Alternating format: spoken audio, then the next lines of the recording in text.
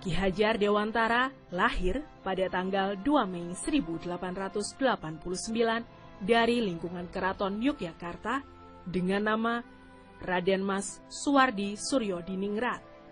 Sebagai golongan ningrat, Suwardi mendapatkan hak untuk mengenyam pendidikan yang layak oleh kolonial Belanda. Setelah menamatkan ELS, yaitu Sekolah Dasar Belanda, Suwardi meneruskan pendidikannya ke Stovia. Namun, pendidikan tersebut tidak berhasil dia selesaikan akibat sakit. Setelah tidak berhasil menyelesaikan pendidikannya, Suwardi mengawali karirnya sebagai wartawan dengan mengirimkan tulisan-tulisannya ke berbagai surat kabar. Suwardi tergolong sebagai penulis yang handal.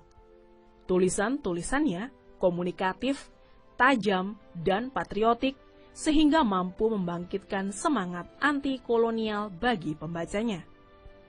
Bergabung dengan organisasi Budi Utomo 1908 bersama Douwes Dekker dan Dr. Cipto Mangunkusumo yang kemudian dikenal dengan 3 serangkai, ia mendirikan Indische Partij yang merupakan partai politik utama beraliran nasionalis. Namun, partai tersebut tidak mendapatkan badan hukum dari pemerintahan kolonial Belanda karena dianggap dapat membangkitkan dan menentang kolonial Belanda. Kemudian, pada November 1913, membentuk komite sebagai tandingan Komite Belanda yang bermaksud merayakan 100 tahun bebasnya negeri Belanda dari penjajahan Perancis. Suwardi melancarkan kritikannya melalui salah satu tulisan yang cukup terkenal, yaitu Als ik Nederlander was. Sekiranya aku seorang Belanda, aku tidak akan menyelenggarakan pesta-pesta kemerdekaan di negeri yang telah kita rampas sendiri kemerdekaannya. Sejajar dengan jalan pikiran itu, bukan saja tidak adil, tetapi juga tidak pantas untuk menyuruh si Inlander memberikan sumbangan untuk dana perayaan itu. Ide untuk menyelenggarakan perayaan itu saja sudah menghina mereka. Dan sekarang kita keruk pula kantongnya. Ayo, teruskan saja penghinaan lahir dan batin itu. Kalau aku seorang Belanda, hal yang terutama menyinggung perasaanku dan kawan-kawan sebangsaku ialah kenyataan bahwa Inlander diharuskan ikut mengongkosi suatu kegiatan yang tidak ada kepentingan sedikit pun baginya. Karena tulisannya, ia kemudian dijatuhkan hukuman internering atau hukum buang tanpa proses peradilan. Atas permintaannya, dia dihukum buang ke Pulau Bangka. Namun atas permintaan kedua rekannya dari 3 serangkai yang juga mendapatkan hukum buang karena membela Suwardi, mereka bertiga dibuang ke Belanda. Kesempatan itu mereka gunakan untuk mendalami dunia pendidikan. Kembalinya Suwardi ke tanah air pada tahun 1918, Suwardi kemudian mencurahkan perhatiannya dalam pendidikan sebagai bagian dari alat perjuangan mencapai kemerdekaan. Kemudian, pada tanggal 3 Juli 1922, dia bersama rekan perjuangannya mendirikan Taman Siswa untuk menambahkan rasa kebangsaan dan berjuang untuk memperoleh kemerdekaan. Di tengah keseriusannya mencurahkan perhatian di dunia pendidikan, Suwardi tetap menuliskan tentang pendidikan dan kebudayaan berwawasan kebangsaan.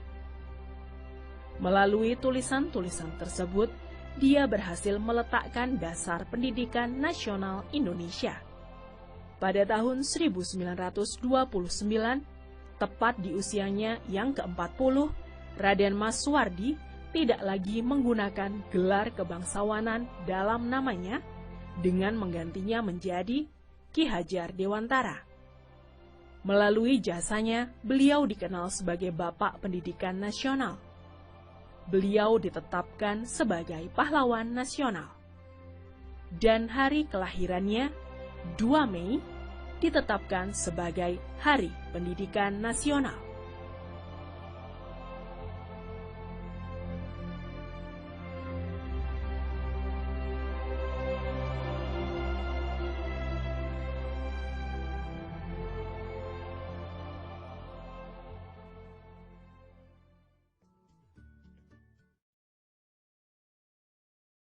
Ki Hajar Dewantoro.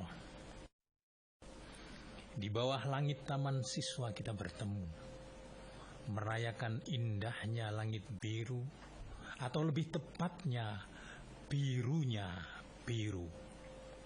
Tak ada yang perlu merasa paling sempurna saat bercermin pada sejarah masa lalu.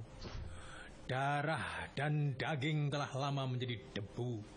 Juga tulang-tulang berserak di masa kala bendu saat penjajah dengan pongahnya hanya menyisakan ratap tangis dan abu menjadi negeri yatim piatu. Tapi pena jiwa akan tetap setia untuk terus bicara, memberikan kesaksian untuk kedaulatan dan kemerdekaan. Pena jiwa jelmaan burung-burung Garuda yang siap berburu tak harus mengharu biru.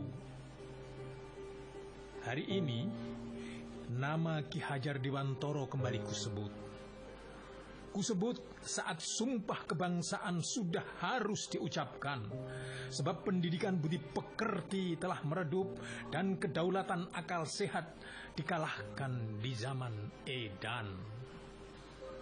Saat ini, betapa nestapa kata-kata, ia tak tumbuh di ujung pena dan tak berakar di dalam martabat bangsa. Kata-kata menjelma ular liar yang tanpa nalar, mematuk sanak saudara sendiri menjadi luka, menaburkan nafsu hingga terbit api seteru. Demikianlah kala pendidikan tak lagi mengajarkan hakikat rindu. Als ik in Nederland was, seandainya aku seorang Belanda, begitulah saat ujung pena menjelma cakar elang. Menjadi elang memang membutuhkan mata yang jalang, mata yang matang, dan pantang bersikap bimbang. Ki Hajar Dewantara sudah menunaikan tugasnya. Dengan kata ia taburkan zamrud di relung dada. Dan di langit biru ia menanam pohon-pohon rindu, agar alam tumbuh dan berkembang menjadi guru, agar hidup tak hanya bangga menjadi benalu. Dan di langit biru ia menanam pohon-pohon rindu, agar tumbuh dan berkembang menjadi guru, agar hidup tak hanya menjadi benalu. Ki Hajar tak hanya sabar mengasah nalar, tapi rela menggelar tikar untuk tafakur, agar pendidikan mengedepankan akal budi dan jati diri, bukan menyuburkan tradisi klenik dan budaya tahayul. Pendidikan tak cuma menajamkan pisau untuk mengupas mangga, tapi mempuisikan jiwa agar peradaban tumbuh penuh pesona. Pendidikan sejati hanya bertunas pada ibu. Ia tumbuh bersama keluarga, kodrat alam dan cinta. Pada harum bunga bumi pertiwi ia memekar, sebagai pohon kejujuran yang akarnya kasih sayang. Tanpa kasih sayang, pendidikan hanya menjelma pohon duri yang akar, batang, ranting, daun dan juga buahnya berupa duri. Pendidikan adalah mencangkuli ladang tandus jati diri manusia, agar jelaga kebodohan tak menjadi kerak di dalam jiwa. Sebab api cinta yang kita sulut hari ini akan melahirkan kobaran cahaya di masa depan, yang akar sinarnya menembus dada putra-putri bangsa, menjelma peradaban dan kilau semesta.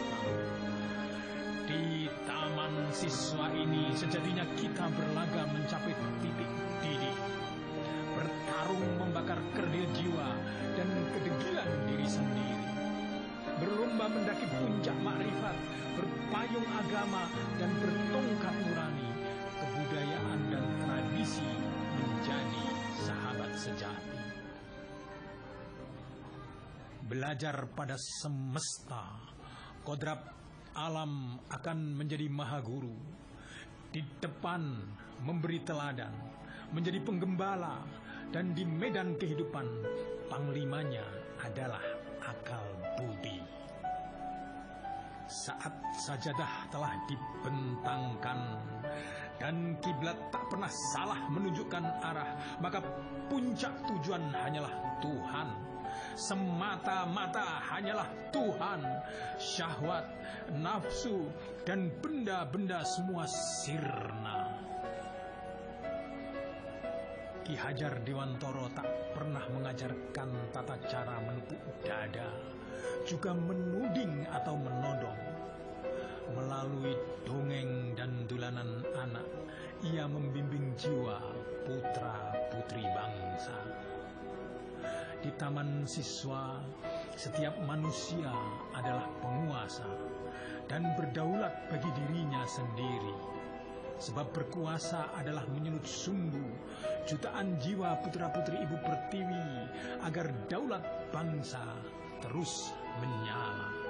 Itulah kenapa tak pernah lelah Ki Hajar mengajarkan arti kesederhanaan. Sebab jiwa merdeka akan memberi makna pada hidup yang bersahaja, bukan hidup yang penuh pura-pura. Saat di tengah kita merinda amanah, begitulah pesan Ki Hajar. Sebab hanya pemanah sejati yang sanggup melepaskan ribuan anak panahnya hingga menembus tepat pada titik bidihnya. Sebab hanya pemanah sejati yang sanggup melepaskan ribuan anak panah hingga menembus tepat pada titik bidiknya. Tiada tergoda iman di jiwa saat syahwat dan muslihat terus meronta, tanpa ternoda rayuan benda, malakala ilmu sejati, rasa rumangsa telah mendidih di dalam jiwa. Ki Hajar memetik bunga-bunga kesabaran di kuncup mawar. Sebab hidup yang indah tak ditanam di sawah resah. Hidup yang berkah tak tergoyah oleh caci maki, puja-puji atau sumpah serapah.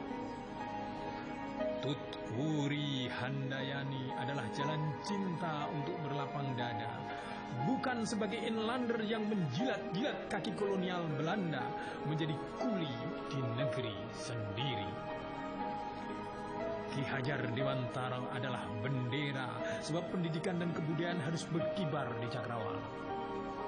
Dengan menyalakan api Pancadharma dalam jiwanya, Ki Hajar sejatinya sedang mengasah pena agar kedaulatan dan kebangsaan hadir di bumi Indonesia.